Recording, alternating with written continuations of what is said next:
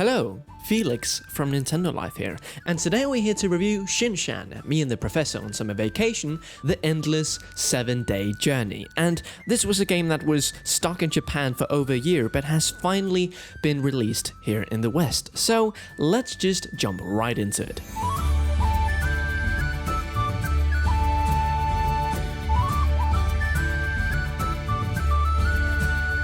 If Kurishin and Bokunatsu A makes sense, B sounds appealing to you, and if C, you haven't already bought this game in the years since it was released in Japan, then we can keep this review nice and tight.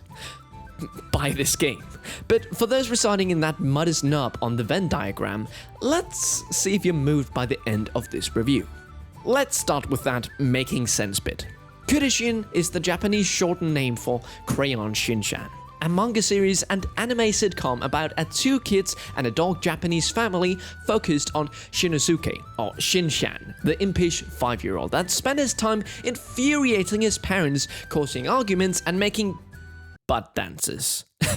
Bokunatsu, meanwhile, is short for Boku no Natsuyasumi, or My Summer Vacation if translated, a game series kicked off on the PlayStation in the 2000s about a boy whiling away a month of summer days in the Japanese countrysides, exploring, chasing bugs, fishing, having dinner and a bath, and generally letting his imagination find adventure in a place with nothing really too thrilling to do.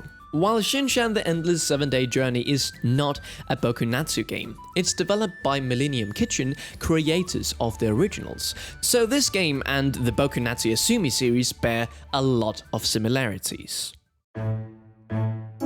Okay, what's going on here? Shin-chan and his somewhat madcap world has exploded onto the scene in this little farming village of Kumamoto. Shinosuke finds errands to run for pocket money and has unfettered free time between meals to explore the dusty roads and verdant riverbanks while the cicada songs wheel away around him. When the Nohora family first arrive at the Kumamoto station, they're approached by a wacky professor who gives them a special camera which Shinosuke uses to keep a scrapbook of his, well, stay. You don't operate this camera as a player, but all your key adventures and discoveries, including new fish and insects you've caught, are snapped and added to this diary automatically. This journal becomes a core structural element in Shin-chan's holiday story. Each day you can choose to show your latest entries to the newspaper editor who evaluates them for print.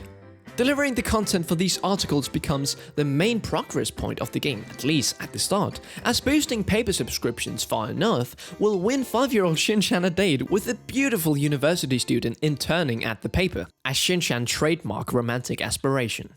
The game's action involves running little Shin-chan around beautiful hand-painted scenes presented as staggering sweeping vistas. Intimate family rooms, dirty railway tracks, and so on, all connected by enticing paths leading to imagined wonders just around the corner.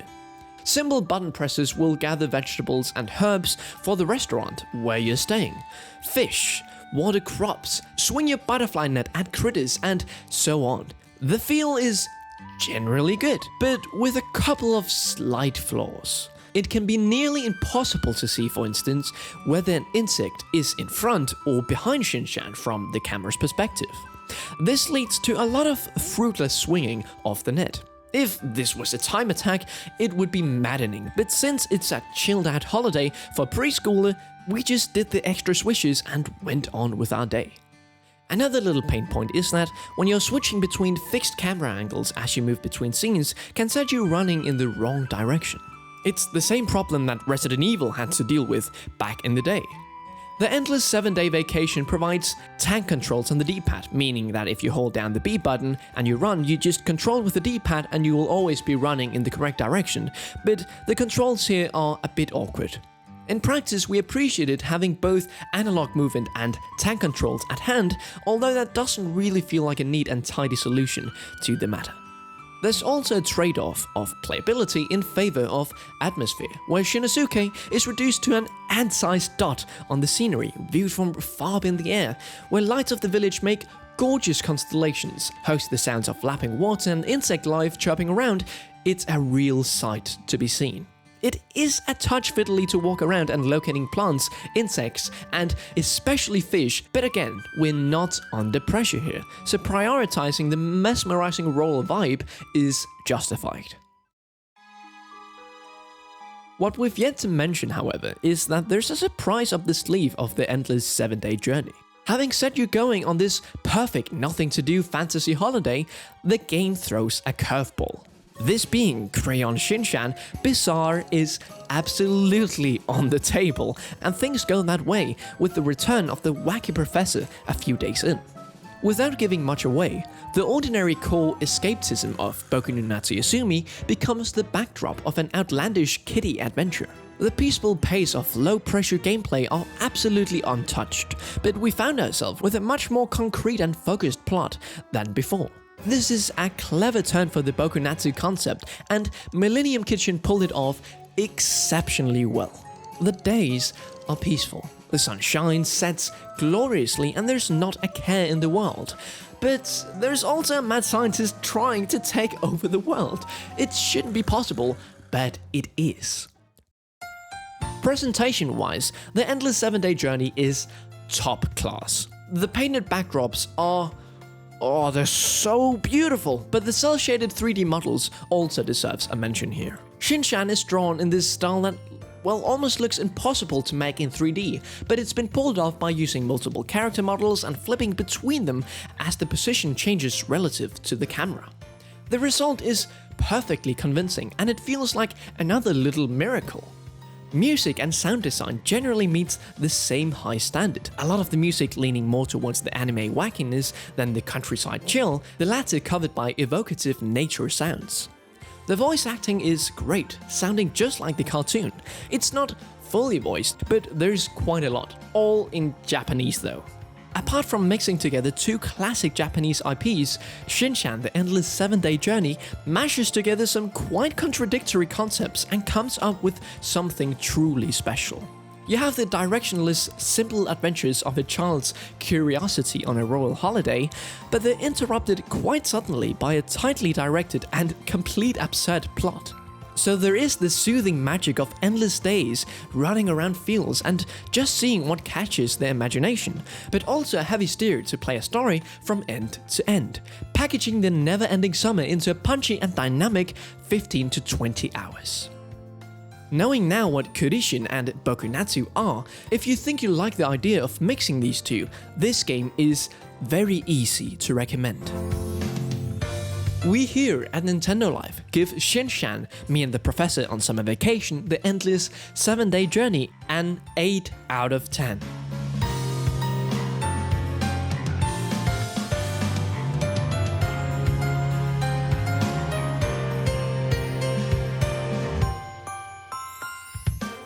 Now, I myself have spent countless hours in this game already, and I don't really think you need to know about Shin-chan or Boku no Natsuyasumi to enjoy this game. Sure, it helps that you know these characters, but I myself only watched a bit of Shin-chan when I grew up, don't really know much about it now, and I really enjoyed this adventure.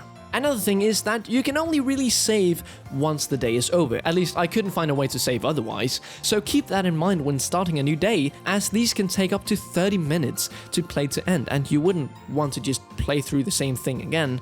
Well, maybe you do, I won't be the judge here. Also, Shin-chan is not the fastest character to traverse these lands, so the game has very generously introduced a run button. Only that this is also a run, but... I'm sorry. So I don't know what the peoples living in this village are thinking when there's just this ass supersonicking across the lands. It feels really wonky to control, but is really hilarious and just fits the vibe of Shin-chan perfectly. The newspaper storyline, as mentioned previously, is also not the only storyline. This game has lots of different characters and plot points that I won't spoil. Just know that there's more than what catches the eye. Dinosaurs. Don't get me wrong, I love this game, but I have a few nitpicks before we round this up. And one is that the humor doesn't always translate well. I'm sure that the humor is splendid in the Japanese, but a lot of the jokes fall short, and I imagine this is because of the translation. Dialogue is also just repeated a ton. You have to button press so much to get very basic information. Yeah, it was just some tiny nitpicks because otherwise this game is fabulous. Oh, this game was everything I hoped to be. It was one of my most anticipated games of the year, so I'm just very happy to say that, for me at least, it lived up to the expectations. The map starts off small and it has clever ways to blocking off paths, like this dentist sign that Shin-chan is too scared to go past. It really keeps it interesting to play. Each day I feel like there's something new to do. Some days might be slow, some days might have more things to do, but I never really felt bored, and if I did, I just put the game down, and when I came back to it, I was ready for another round. It must be said that this game is certainly not for everyone. If you like chill games like Stardew Valley, Animal Crossing, I think you will find a lot of joy in this game, although there isn't really a lot of customization. It's mostly just like collecting stuff and just progressing through this cute little story, and it's just a really nice change from all the action and big storylines and just suddenly just having a story when you're a 5-year-old kid going around without a care in the world. I've really missed times like that when I was a kid, and it just helps me relive stuff like that. So yeah, I definitely recommend this game to everyone who's looking for a chill time. It's not a perfect game, but it's far, far from a bad game. I know the visuals was touched upon in the review, but I just want to emphasize this is maybe one of the most gorgeous games I've ever played. Like, you just walk into sceneries and the camera is just placed beautiful to showcase these hand-painted masteries. Sometimes I just stop and look around and oh my god, this is outstanding, and especially during golden hour at the end of the day, everything just goes to a whole other level. Well, that was the review. If you liked this video, why don't you catch that subscribe button, even though it can be a bit hard to see if it's in front or behind you. And don't forget to check out our website, nintendolife.com, for all sorts of Nintendo-related content. Stay safe, play some Shin-chan, me and the professor on summer vacation, the endless 7-day journey. Whew. Felix from Nintendo Life, out. That is probably the longest title of any game I've ever reviewed.